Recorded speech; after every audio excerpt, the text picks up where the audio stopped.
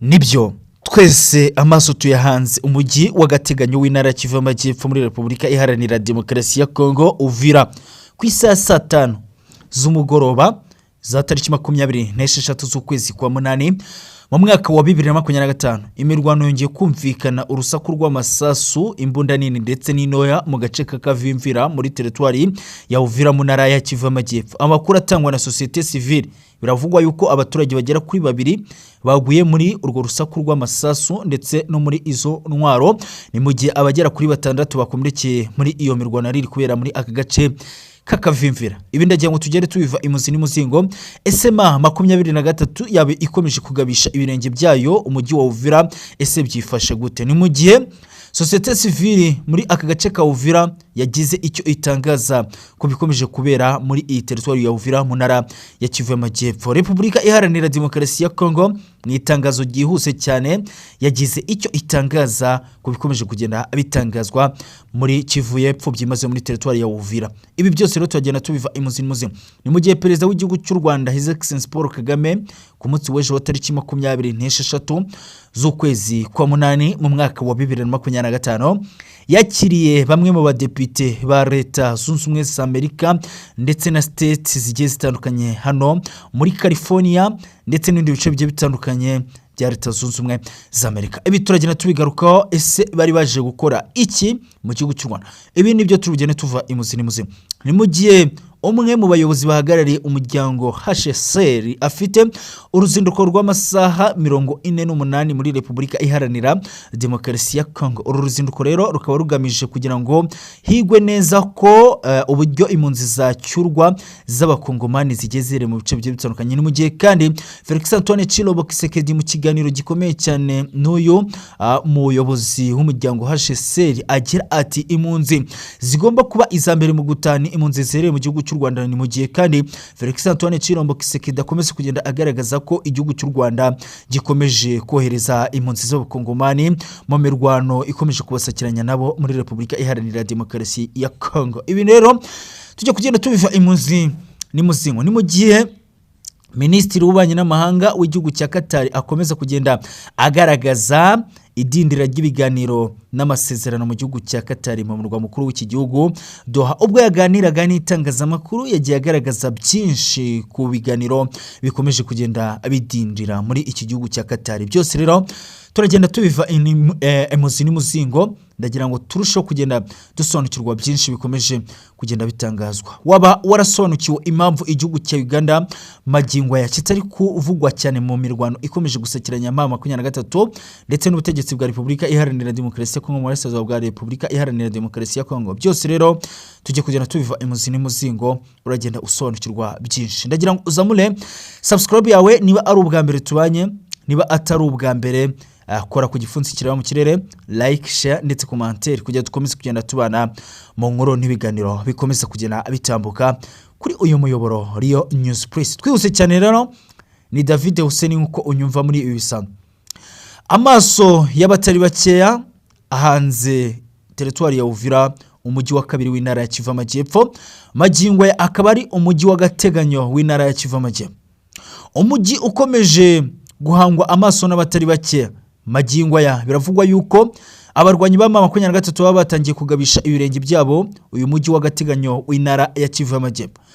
Nkuko amakuru aturuka muri iyi teritwari ya Uvira abitangaza, iyi Uvira yatangiye kumvikanwamo urusaku rw'amasasu ku itariki 24 z'ukwezi kwa munani mu mwaka wa 2025. Amakuru dukesha zimwe mu mboni dufite muri teritwari ya Uvira mu gisagara gereye muri aka gace kakavimvira, biravugwa yuko ku isaha saa 5 z'ijoro tariki 26 z'ukwezi kwa munani mu mwaka wa 2025 hongeye kumvikana imirwano ikomeye cyane, hongeye kumvikana urusaku rw'amasasu. Bivugwa yuko abarwanyi ba Wazalendo bari bamaze gukozanyaho n'igisirikare cya FARDC, ngubwo igisirikare cya Wazalendo cyakimaze gukeka neza ko FARDC ihereye mu gace kakavimvira yari itangiye kwinjija abasirikare ba 23 ndetse n'intwaro muri aka gace kakavimvira. Nibwo Wazalendo yaje kurasa mu buryo bukomeye cyane igisirikare cya FARDC cyagere muri aka gace kakavimvira. Ni imirwano yamaze amasa agera kuri 2, abaturage baje kugira ubwoba cyane bikanga ko M23 yabatangiye kugabisha ibirenge byabo muri aka gace ka Uvira. Ni mu gihe societe civile kandi itangaza ko abaturage bagera kuri 2 baguye muri iyi mirwano, ni mu gihe abagera kuri 6 baje gukomerekera muri iyi mirwano. Societe civile irasaba ubutegetsi bwa Repubulika Iharanira Demokarasi ya Kongo kwita ku mutekano mukeya ukomeje kugaragara muri iyi territoire ya Uvira, bityo rero ko ngo niba uyu mutekano muke udakemuwe nuko M23 iri buze guprofitira mu cyuho ikaza kwinjira muri iki gisagara cya Uvira. Amakuru aturuka muri iyi territoire ya Uvira biravugwa yuko FARDC uko yagiye igambana mu bice byagiye bitandukana, yaba umujyi wa Goma, Bukavu ndetse n'indi bice byose M23 yagiye yigarura, yuko ngo FARDC yaba itangiye kongera kugambana iyi Uvira ikaba yagerwamo n'abarwanyi ba M23. Aya ni amakuru atangwa na societe civile Pluto iherereye muri aka gace ka Uvira mu ntara ya Kivu y'Amajyepfo. Umuvugizi w'igisirikare cya FARDC Sokora ya kabiri aragaragaza ko FARDC, Wazalendo, FDNB biteguye guhangana n'ikibazo icyo ari cyo cyose cy'umutekano muke wagaragara muri territoire ya Uvira, kandi arakomeza kugaragaza ko M23 ikomeje kurwana intambara y'itangazamakuru ndetse n'intambara ya manipulation. Ni mu gihe kandi ameza kugenda avuga yuko Wazalendo ndetse FARDC na FDNB ibice byose bikikije territoire ya Uvira aribo bari kubigenga magingo aya. Reka tugende atunyarukira mu yandi makuru. Ni mu gihe ku munsi w'ejo wa tariki 23 z'ukwezi kwa 8 mu mwaka wa 2025 humvikanye inkuru ikomeye cyane. Perezida w'igihugu cy'u Rwanda His Excellency Paul Kagame yakiriye bamwe mu badepite bagiye bakomeye bo muri state zigiye zitandukanye nka Leta Zunze Ubumwe za Amerika. Ni mu gihe ku itariki 23 ku mugoroba perezida w'iki gihugu cy'u Rwanda His Excellency Paul Kagame yakiriye abadepite baturutse mu nteko nshinga amategeko ya Leta Zunze Ubumwe za Amerika, aho yaganiriye nabo byinshi bigiye bitandukanye ku bijyanye n'ubukungu, umutekano na diplomasi ndetse n'ibijyanye na gisirikare. Austin Scott ni umwe mu badepite bitabiriye ibiganiro na perezida w'igihugu cy'u Rwanda. Uyu akaba ari umwe mu bahagarariye leta ya Georgia, ni mu gihe uwitwa Sarudi Karibija uyu ari uhagarariye leta ya California. Aba bombi rero bakaba bakorera komisiyo ishinzwe ingabo, ndetse na Jimmy Panetta wo muri California ukorera muri komisiyo ishinzwe imisoro.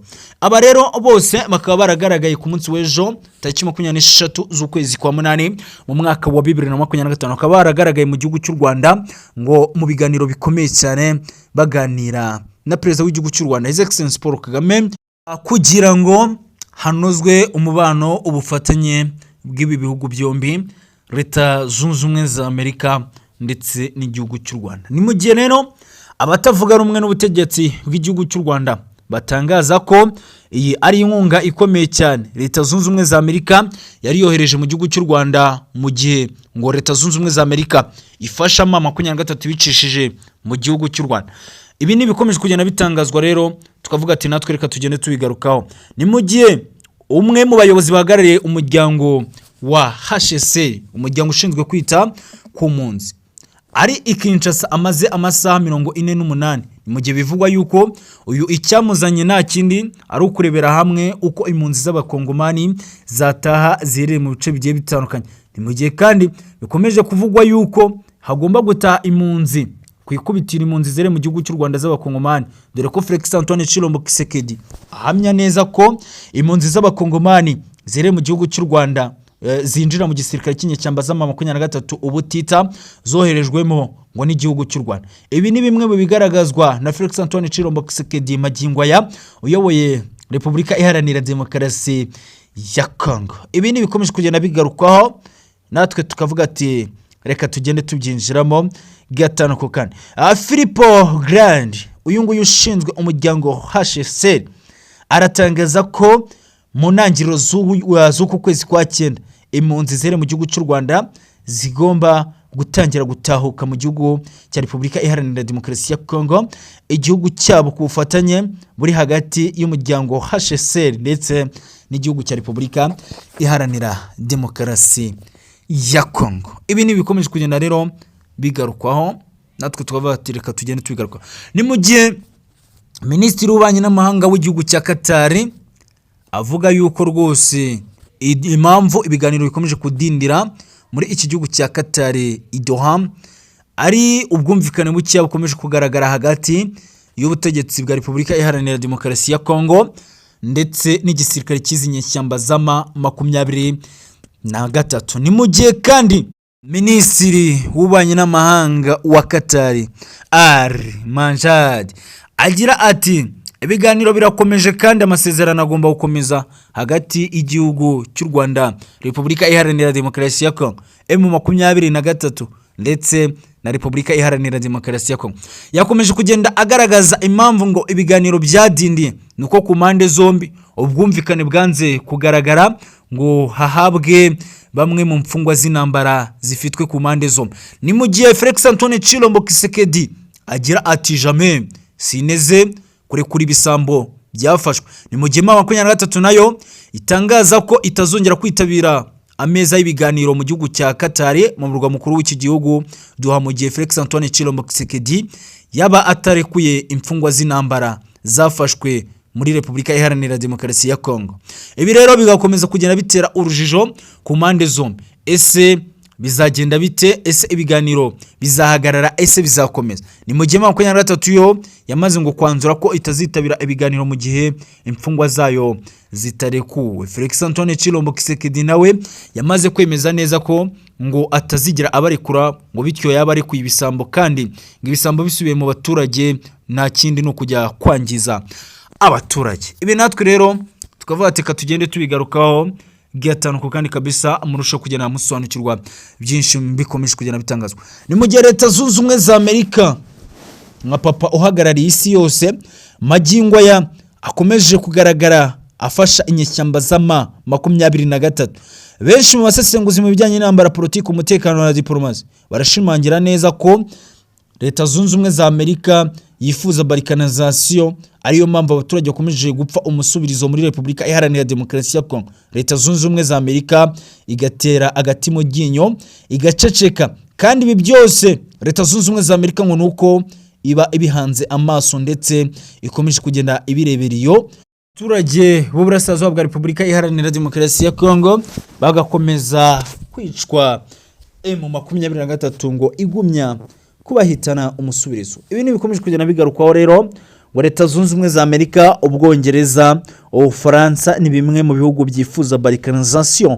Ni mu gihe kandi Leta Zunze Ubumwe za Amerika ngo ikomeje gushyira igitutu kuri M23 ngo kugira ngo yigarurire agace k'intara Kivu Amajyepfo kabaye amenyo ya ruguru, ariko Uvira magingo ya ikomeje kuba tombe ngo M23 munsi zaba yamaze kwigarura aka gace k'intara ya Kivu Amajyepfo Uvira, ngo nibwo izicara ku meza y'ibiganiro igategeka icyo ishaka. Felix Antoine Tshilombo Tshisekedi, reka mbashimire, reka mbifurize kugumya kugubwa neza, reka mbasabe amahoro y'Imana y'imigisha nibikomeze kubana namwe, mukomeze kugubwa neza.